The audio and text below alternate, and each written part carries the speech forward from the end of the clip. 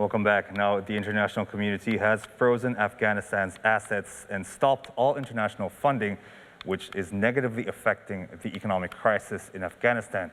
One of the oldest blacksmiths in Kabul is struggling with its business amidst Afghanistan's crumbling economy. Haji Khalil has been a blacksmith in Kabul for more than 40 years.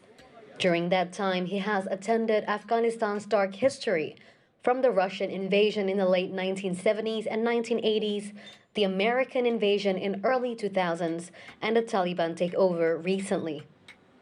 But now his business is struggling because Afghanistan's economy is crumbling since the Taliban took over in August this year.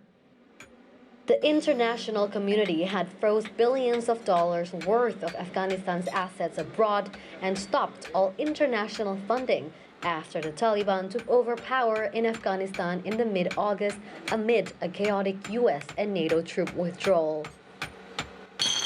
افغانستان اول خب بارامی و نیاز داره ببین اول دوم دیگه کمک جانی رو بند کردن با کمک جانی ضرورت داریم کنه کل مردم اون خود شما میبینین به خودت هم شاید برای ببینه. The consequences have been dire for a country heavily dependent on foreign aid.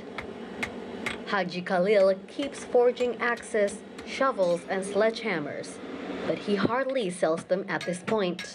According to Khalil, the only time his business struggled very hard was during the Taliban's last reign in Afghanistan at the 1990s. دت سه ماه شد یا سه و نیم کی آمدن ما این قسم خوردن ناروا دمال داده دکان که دمی سه و نیم ما هر روزه گوشت میخوردیم برای دکان خواست این شاگردان مجبور بودیم مگه مال دما یک دفعه این سه ماه ما یک دفعه یاد دادیم.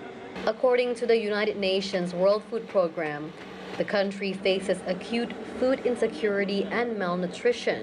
At this point, it has reached 22.8 million until 38.8 million people in Afghanistan. The value of Afghanistan's currency has dropped. This has worsened the country's economic crisis and deepens poverty in Afghanistan. Even half of the population does not have enough food in Afghanistan.